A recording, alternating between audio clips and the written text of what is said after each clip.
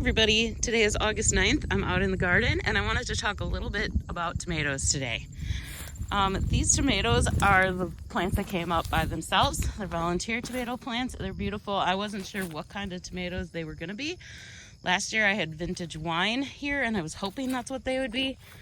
And it sure looks like it. At least some of them are vintage wine. So that's pretty neat. I wasn't sure. Then I wanted to walk along here. These, I think I had large cherry tomatoes here, and it kind of looks like that's what's growing there. So I know sometimes you can get them all mixed because like birds will eat and then move around and spread them around, but it looks like so far what's growing is what was in that spot last year. The tomatoes are all doing really, really good. Look at this bunch over here. There are so many tomatoes in there. They're all doing great. I spent a lot of time yesterday trellising up a lot of the tomatoes because a lot of them were just getting too big. And they usually just go right to the fence here. It's like a cattle panel-y kind of thing, but they just were not doing that this year. So I just helped them up a little bit and tied them up using probably not the best thing, definitely not the best thing, but I used a lot of the baling twine. I usually don't do that, but I have so much of it here, and so I figured I could at least do that. And then I also use tomato clips. So some of it I just put like this one, I just put the twine on, and then I just clipped the plant to the twine. So I kind of liked that style of doing it. That seemed to work really nice. Some of it, the plants were just going too crazy, so I had to get the whole plant in there. These are doing beautiful in here. I can't remember. These are the ones I can't remember what they are. They're either Sheboygan tomatoes or they're Boyle Boys. I want to say they're Boyle Boys because I know I had a lot of those. These are the tomatoes that are making me actually feel like I have no idea what I'm doing because they are not doing great. I mean, the tomatoes themselves start out doing beautiful.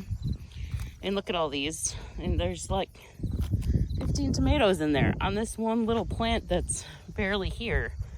I had a big problem with tomato hornworms in this bed, but I think I got them all out. I had missed the telltale sign. That's the droppings. So if you see things that look like little bunny turds in here on the ground, they're probably not. They're probably tomato hornworms if it's under tomato plants.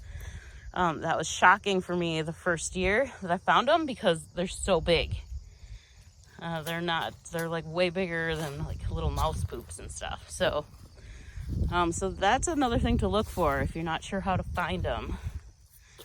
I mean, the best way to find them is with a blue light at night because they glow. But that's the next best thing to do is to look for, at least when you're walking through your garden watering it, just look for the little poops because you can see them. They're big.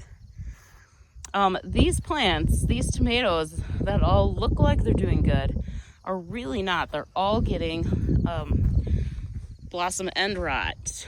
Like almost every single tomato. I've actually been pulling them off when they start changing. Like as soon as they start changing and then taking them in the house. Because one, I think it takes a little, pressure off the plant itself. And then the other thing is then I can at least save it before it starts going bad. So 2 reasons for doing that. But yeah, there's a lot of issues in this bed. So one of the things that I read is that blossom end rot is a nutrient. They don't have enough nutrients. So I did fertilize this bed a couple times and I'll see if that's going to help. If I get these tomatoes off it and then fertilize it a couple times, I will work on getting some new compost and stuff in here because apparently this bed is very deficient. So I'll try that and hopefully we can turn this bed around. It'll be nice because the next year hopefully it will be better. Look at the onions here are getting pretty big that I put in there.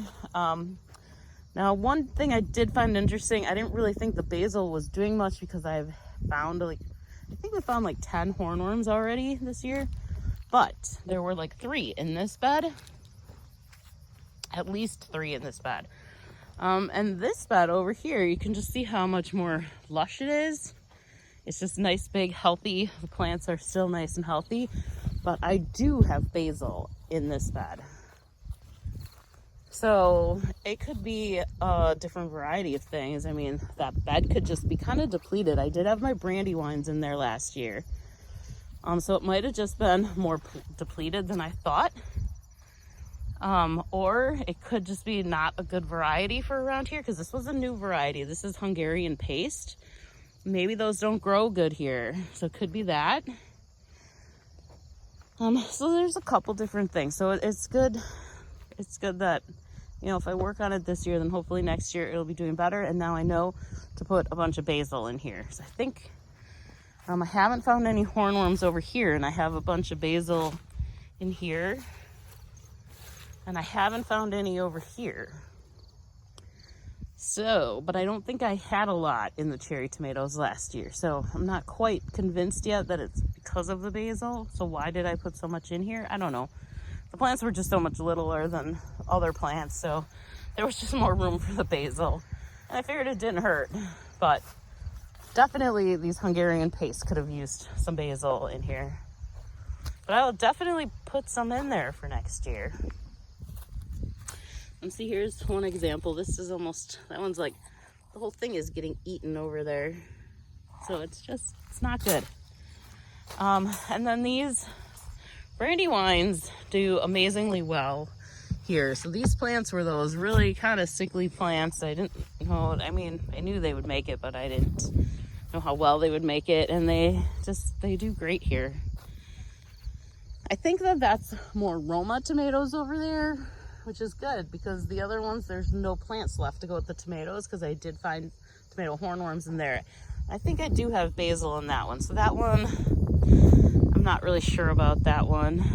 There's more tomatillos growing over here. These are actual green ones. And then I have regular peppers also, some sweet peppers. These two. I think that these were from my seeds from last year, so I'm glad those are growing. I don't remember what kind of tomatoes are all in the middle here. I really think they're like more of those. I got those Sheboygan tomatoes and the Boyle Boys all mixed up, so I don't know which is which with those.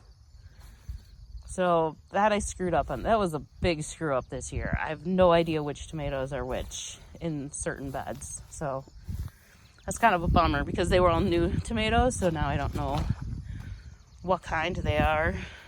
I do know that these are those Kellogg breakfast tomatoes that I'm really looking forward to. They're supposed to be like big orange, sweetish, not Swedish, but sweet-ish tomatoes. So I'm looking forward to those. I like the sweet tomatoes. So that'll be fun as long as those grow. See, they're a little bit, the leaves are different on those. These are the big thick leaves. These are the brandywines. I really like brandywines. Probably should have just grown brandywine this year, but I like trying all these different varieties. They're kind of fun. Kind of, if they grow. Campbell's ones did bad, and now it seems like those Hungarian paste ones are not doing good either. I might have to give both of them. I do have, I don't know if I have any more seeds for the Hungarian paste. But maybe if I try them next year. I was kind of hoping that the bed that I had the Campbell's ones in, there are some tomato plants growing in there, but it almost is looking like cherry tomatoes. I was hoping that maybe these were going to be Campbell's so I could give them a second try. But they definitely, because the cherry tomatoes are over in the bed right next to it. And that's what they look like to me. So I think it's just some of the seeds from the cherry tomatoes got over here.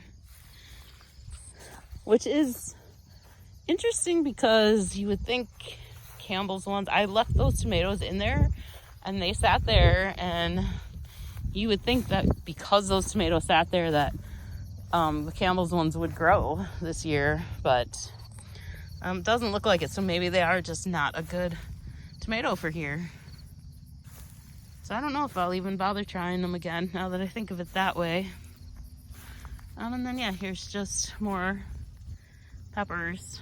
Peppers are doing really great on the other side, down at the other end. So I'll do something with those tomorrow. But here, I trellis these all up.